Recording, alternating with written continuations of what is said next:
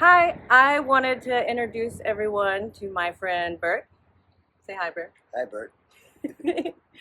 um, he is the guy I was telling you about, but I will let him tell you more about himself because he can do that even better justice. Um, so, Bert, you're a Yes, Vietnam vet. You saw correct. actual combat. I did. Um, how did you enlist or did you get drafted? Well, actually, I was kicked out of college, and my father got upset, so I just walked down and joined the army as a private. And what year was that? 1966, And how long were you in Vietnam? from 68, 69, and between my beginning and basic training, I qualified for OCS, which is Officers Candidate School, Officers Candidate School. And I got in through all kinds of physical and questioning. And I got into 300 class of people. We graduated 80 out of 300. From there, I went to be a training officer at Fort Ord, California. It was such a miserable job. I volunteered for Vietnam. That's how terrible that job was. I showed them, didn't I? And came in August. Became a first lieutenant and a platoon leader. That's what's called dusters, which is a former anti-aircraft weapon that they use for anti-personnel weapons. Wow, I didn't know that. Yeah, yeah. And my job basically was to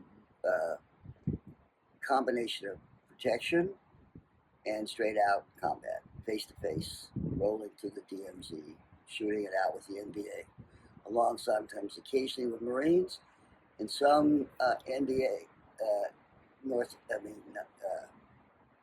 Armans, American, the Southern Vietnamese, their allies against the North Vietnamese, North NDA, I guess. Yeah, yeah. You got the point.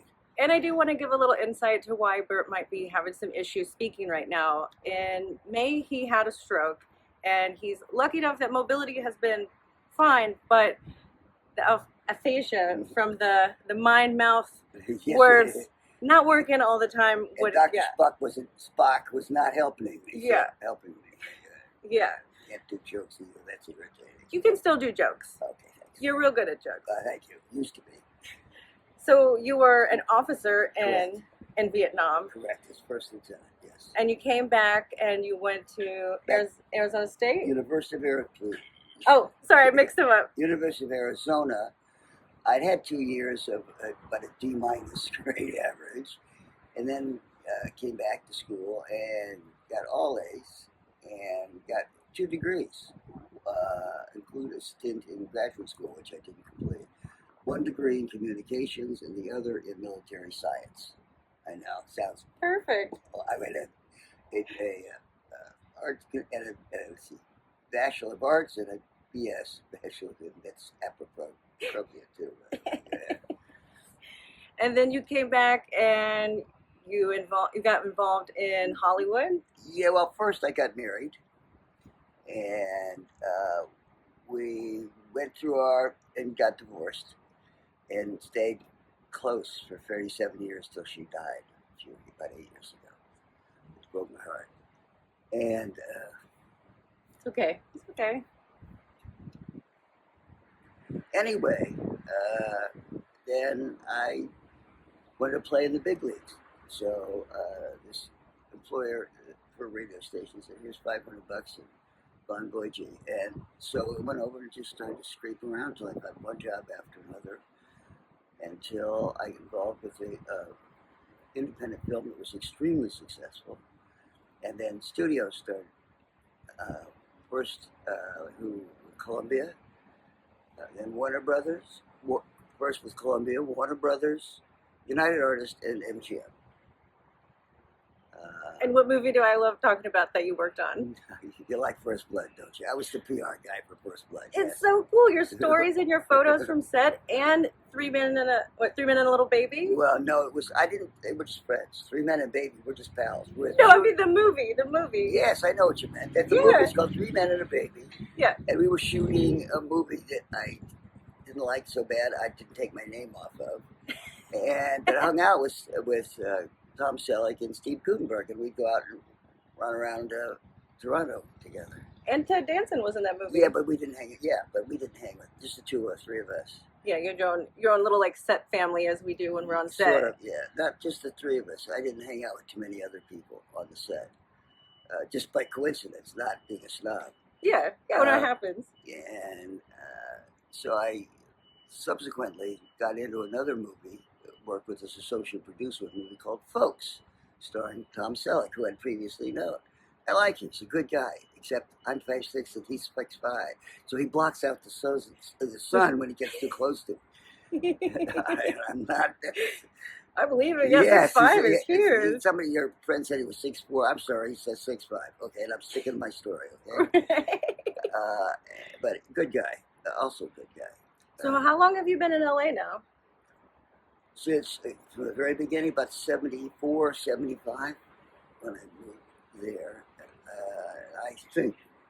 And while there, I ran into a buddy of mine that I went to high school, who was in Vietnam a year before I was there.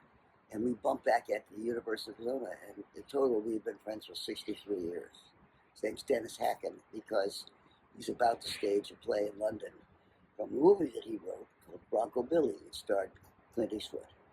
I'm gonna plug in for a friend there. Oh yeah, you got it. Yeah, shameless plug. Yeah, no, I'm not ashamed at all. He's my friend for 63 days. 63 Dennis is years. great. Dennis, you bet. That's right. You bet, Dennis. Yeah, he's a character, genuine. So we were talking about some of the, disparate times. You know what I'm saying. Some of the interesting careers you've had along. Well, not career, just jobs. Jobs, yeah.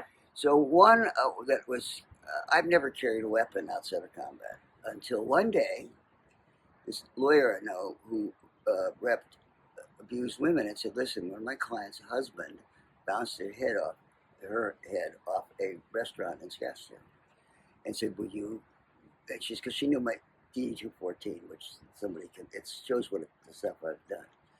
And I said, well, sure. She said, plus fact, she didn't want somebody who would look good in a tuxedo, because she doesn't want some great big guy that would draw attention. So they insisted that I carry a concealed weapon, a 9mm, 24/7 for about a week, which was, but that was kind of interesting. And then let's see. I did a season of H&R Block, which was just about gave me the mental hemorrhoids because I'm not a sitting around a computer guy. That was interesting. I did some construction once till I got carpal tunnel syndrome because I was too old to be doing that stuff. And which Fonda was it that Oklahoma City was? Oh no, the name which that was. Oh, that's the story. We're the not story telling you can't that. tell. No, but the movie was called Wanda Nevada, which Fonda directed and starred. Which Fonda though? For our Peter Fonda, which he unfortunately passed away about a year or so ago. And two buddies of mine, the same guy that I talked about, Dennis Hackett, who wrote this thing, and they produced it with Peter Fonda as the director. It was Dennis and his friend Neil made the script. Peter then produced it, and Peter Fonda directed it with Brooke Shields, who's a delightful woman. It's a long time ago. She was like 15 years old when I met her. But it was that, and by the way, we took in Venice of a church or something and made an equity waiver play. And, cool. And it's still in existence, but we turned it in using old theater seats, 99, and it was relatively successful. I forgot 69 Below, I believe was the name of the play. Oh, and your AM radio show. It was FM. Oh, it's FM. Yeah, 100,000 Wet Station that I... Oh, wait, truck. And your radio show? Yeah, well, I was up in a place called, out in the middle of nowhere, called Heber Overgaard. And an Air Force buddy of mine owned this little cottage, 500,000 acres adjacent to it. He gave me the cabin, and I got my computer. It was still dial-up back in those days when I was pretending I was Ernest Hemingway. And they somehow I found them, and they asked me. I started writing commercials for them, and they came over and said, "Hey, you got a great voice. Do you want to be? Would you on air?" And they promised me money, and then they got fired. And I said, "Just give me my time. I'll get the money." And because I'd sold really It's okay. airtime before, so I know how to do it. So I financed my own show until I was politically assassinated. But it's really strange because that face of radio, nobody knows what I look like. So the show ended up at 10 o'clock at night. So I drive out, and it was a long way back out to my cottage. So I stopped at a grocery store, and I remember standing in line because they were listening to as I was all over the restaurants. I come up and asked for something, and everybody in the line is looking at me, going, "That's you?" I go, "Oh They no!" knew your voice right away. And I hadn't shaved in 3 days. My T-shirt was all stained and ripped up, and my jeans. Like, "Oh no!" And that's why I call it face for radio. I had a great time, and my tagline, "You're gonna like this." And I had a McMahon kind of character. He was also a vet, Air Force. And he was my sidekick because he could work the board and I didn't. And his tagline was, "This is Richard. And if you don't know Burton, you don't know Dick." that went on me. Yes. You wonder why I was associated in Marmontine, up in times up there. But we had a great time. It was show and talk, and I had local people come in during the show. And I did commercials like. The voiceover for the commercial? No, I didn't do it. I did them live. I said, Oh. "Hey, this is Dorothy at that so and so bank, and she's great to work with. You Aw. gotta go see her out there and so and so." And all the commercials were live. How But long did you do the radio? I think I might have listed 90 days before they fired me. Oh, really? Yeah, maybe. But the cool thing was being on air the whole time of 9/11. Oh, wow. And there were no. It's 100,000 watt station, and you can learn what that means. But they picked up my show, my voice talking about Your 9/11. feed? Yeah, it was broadcast, so it was not feed; it was live broadcast. And they picked up my voice in Needles, California, all the Gallup, New Mexico, calling in, talking to me about 9/11, and I got religious people, the county sheriff, a bunch of people talking about the whole situation as it unfolded.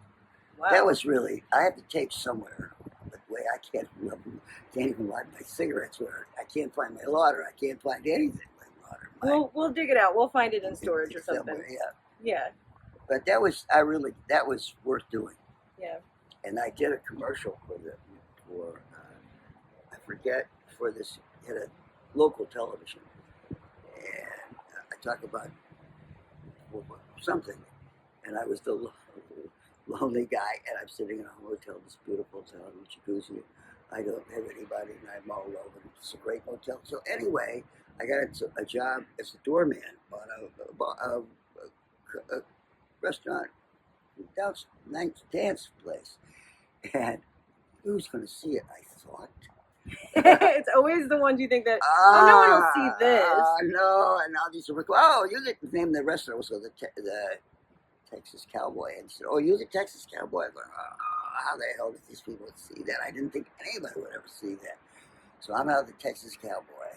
Oh, and weren't you in, you were telling me about a show you were in, maybe the 60s or 70s as an extra for a second, but it was a famous Western show? Oh, no, I was a stagehand on Yeah. High Chaparral. High Chaparral, And I told you they kept me on the show for 2 seasons because I was so short it wouldn't block. They got crowd shot without blocking the face of the star. actor? The star. Yes, that's good for your ego as a combat veteran. But hey, it's the money and the food. I don't care. And I was a drama minor, and I got college credit for working in the show. The money, Amazing. Yes, I thought so. It was a lot of fun too. It sounds like it. You have a lot of fun adventures. Yes, yeah. I like wandering around. I've been in every state of the United States except Alaska. Sometimes for more than, sometimes just driving over to have a restaurant, or sometimes for a day or two because I had a big old dog. in a minivan, and we could pack up and be gone in 2 hours. And I stove from red roof to red roof. Things went up. I felt like stop. Oh well, I'm going to go there and see if that hurts. That's a famous steakhouse, or Vidalia onions. Things I'd stop wherever I wanted to for. We were on the road for 10 days. That's fun. Yeah, a lot of fun. Yep. Hey, Ted Lou, we are some of your constituents. That's right. I voted for him. We both voted for you. This is fellow veteran Burton Elias, and we just wanted to say hi from the VA. Correct. In general. We hope to hear back from you soon. And spring me from the cage. And spring Ted, not the actual cage. We refer to this place as the cage, but he's not an actual cage. No, but it feels like it.